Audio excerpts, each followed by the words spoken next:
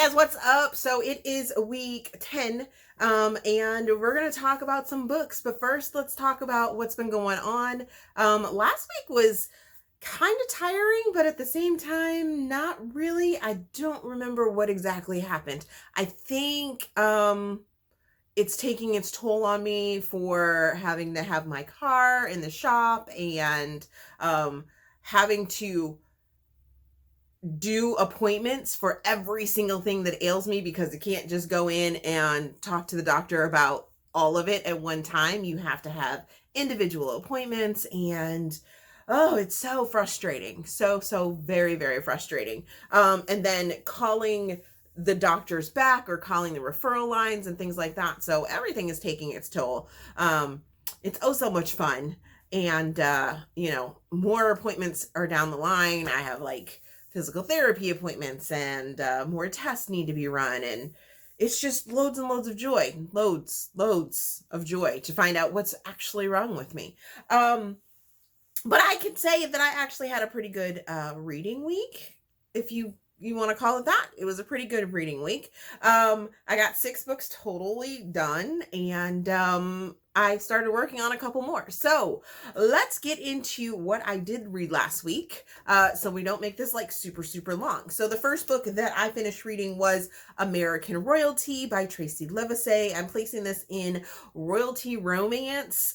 So I'm not really gonna, I mean, it could technically be called a contemporary because it is set in our times. It's inspired by things that are going on currently, and I really enjoyed it. I'm giving it 4.5 stars, giving it 3.5 Steam fans. I have it as an ARC. I have it as a physical ARC as well as a physical copy. Super excited when Tracy sent this to me. I got it off of NetGalley and had the ARC. This actually doesn't come out until June, but I definitely think you guys should go check it out because it is so good. So what we have is a play off of the current events of Meghan and Harry.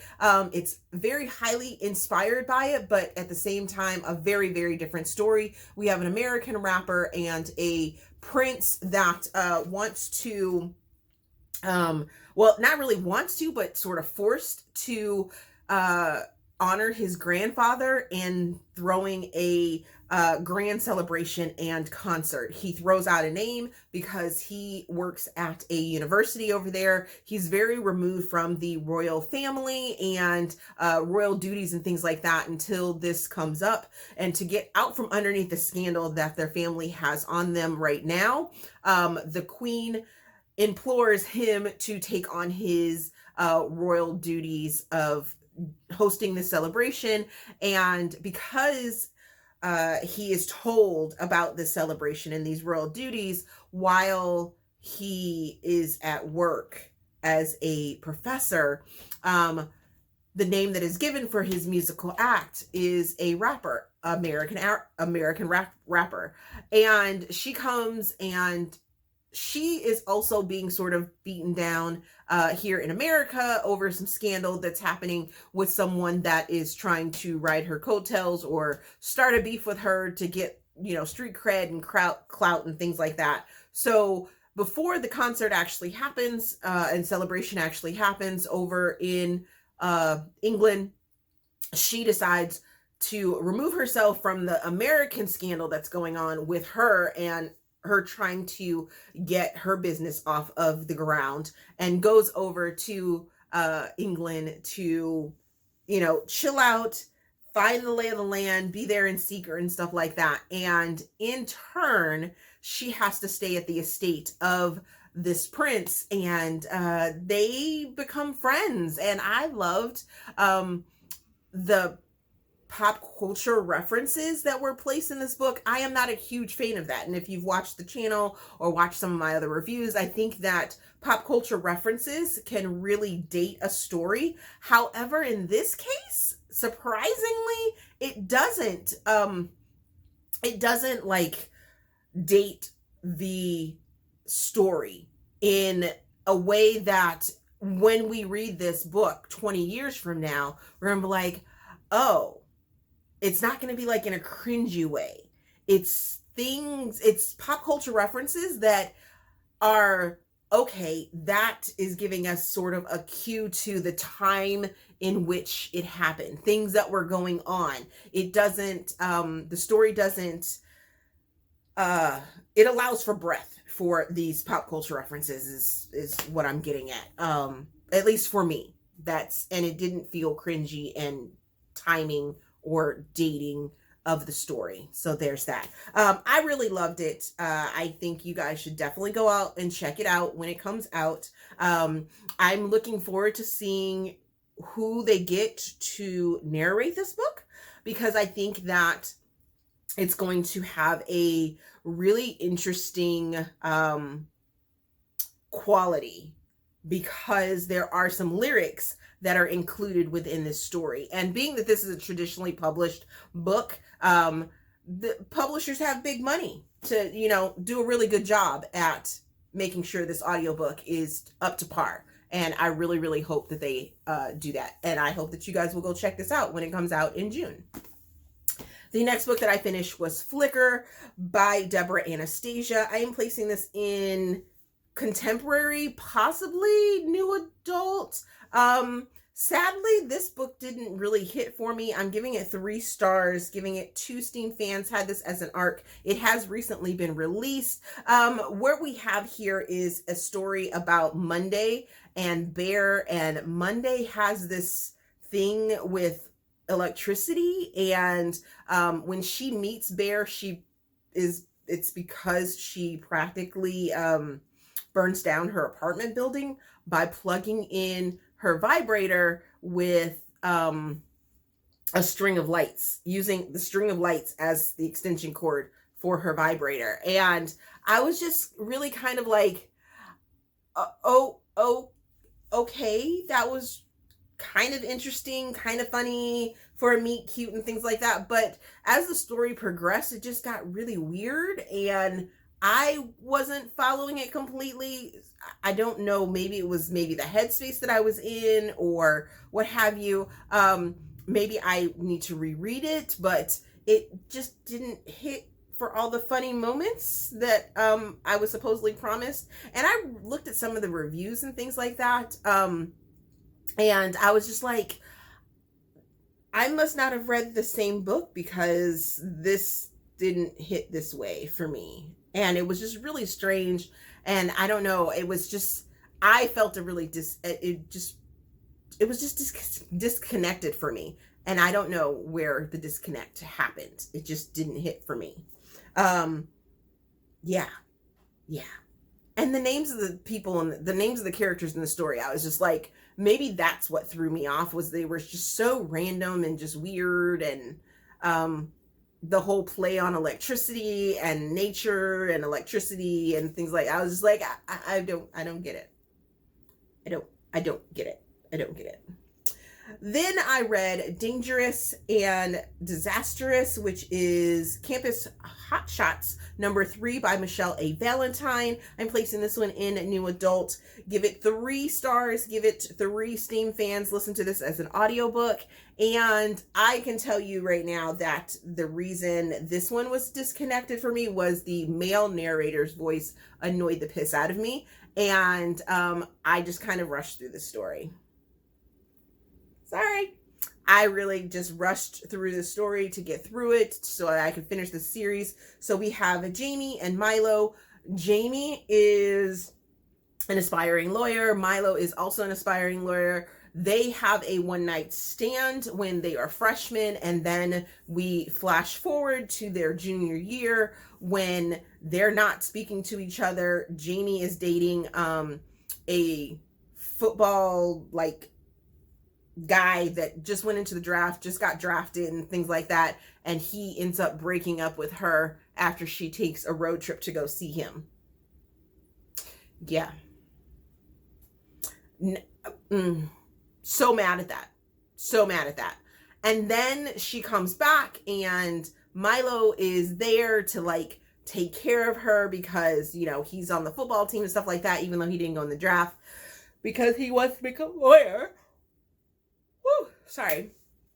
But then they end up rekindling their friendship because of the one night stand, and come to find out they don't really hate each other. They kind of really like each other. And then there is this like breakup, and then there's cheating, and Milo has become a man whore, by the way. I forgot about that. He was a man whore in between that freshman to junior year when, you know, he's like, I'm just sleeping with these people because I couldn't get you off my mind. And I was just like, I didn't like it. I didn't like it. I didn't. Wasn't for me. Wasn't for me. Then I ended up picking up Saddle Up Cowboy, which is Cold Bank Cowboys #1 by Sade Renee. Got that name right. It's a contemporary cowboy romance. Loved it. Age gap, reverse age gap, as a matter of fact. Giving it 4.25 stars, giving it 3 Steam fans. Had this as an ebook through KU, which you can go read it. Go give this book some love. It's amazing. I really enjoyed it. This is a Black author. And so we have small town, interracial romance, reverse age gap. Our female character, Renee, she is a author that moves to a new town with her best friend, who is new to town as well. And there's this, they have a meet cute. Her and Parker have a meet cute in a hotel. And she takes Parker up to her room, and they're thinking about getting it on, but some things end up happening.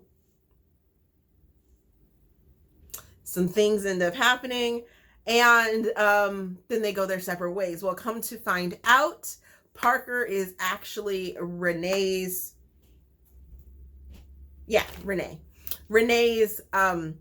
best friend's brother-in-law.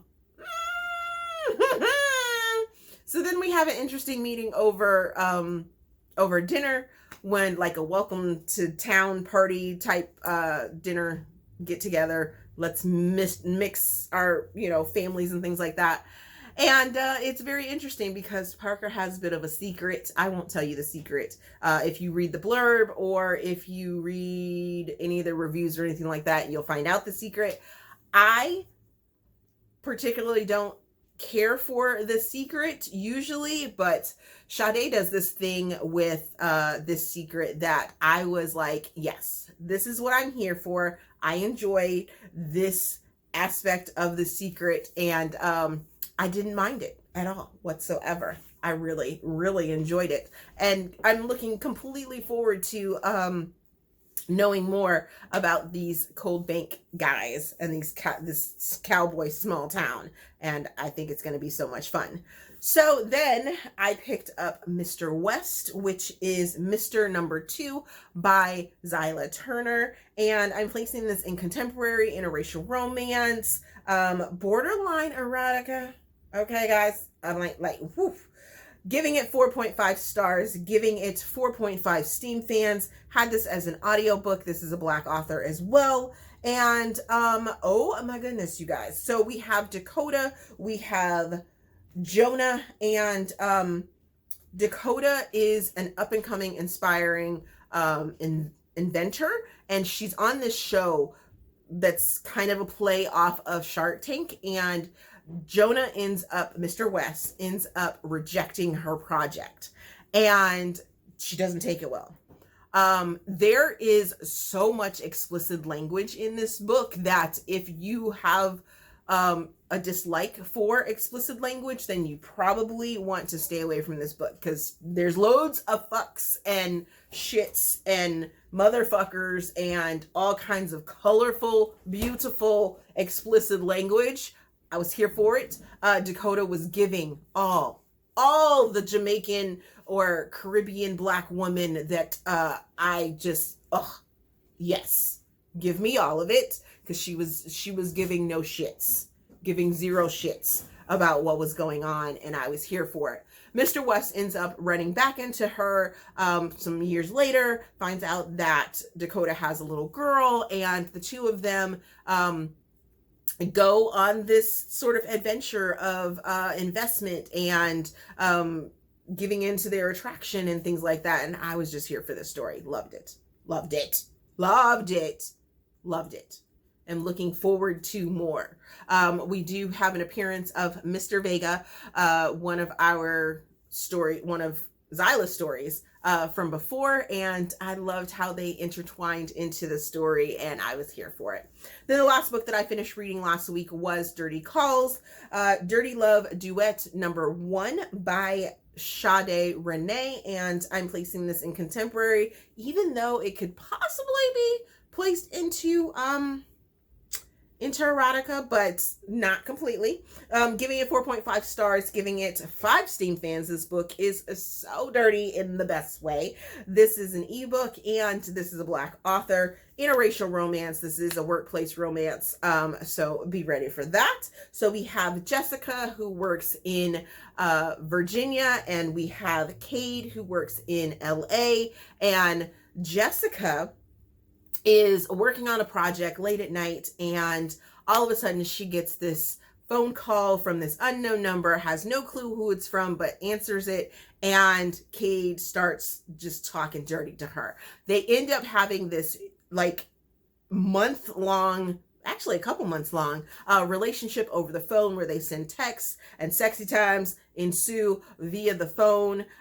They do a super swoony and like sweet and sexy FaceTime call without showing faces that was just like, whew, yes. Oh my goodness. So many good times. There is a slight little cliffhanger because this is a duet at the end, but I am here for it. And that brings us to what am I currently reading? I am currently reading Eric's Inferno, which is Rescue 4 #1 by Tiffany Patterson, which I am completely enjoying. It's a firefighter romance, and come to find out, this is a interracial romance between an Asian firefighter and a Black woman, and the Black woman happens to be a firefighter's sister of a rival firehouse. And I was like, oh, giving me my Station 19 vibes. Yes, yes, give it all to me. I'm here for it.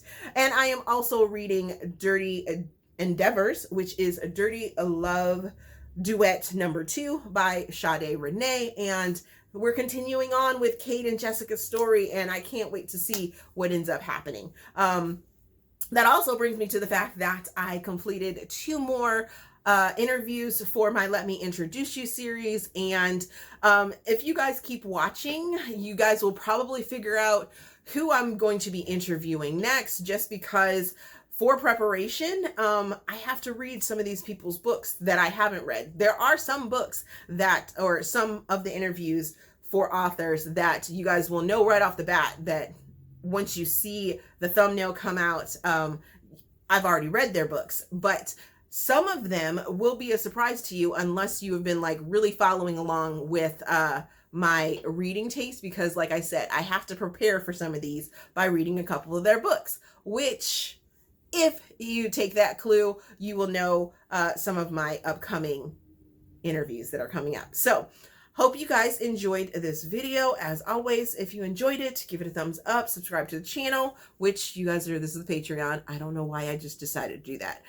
But yeah, that's what's been going on. Hope you guys enjoyed it, and I will see you in another video. Bye. If you come with me tonight.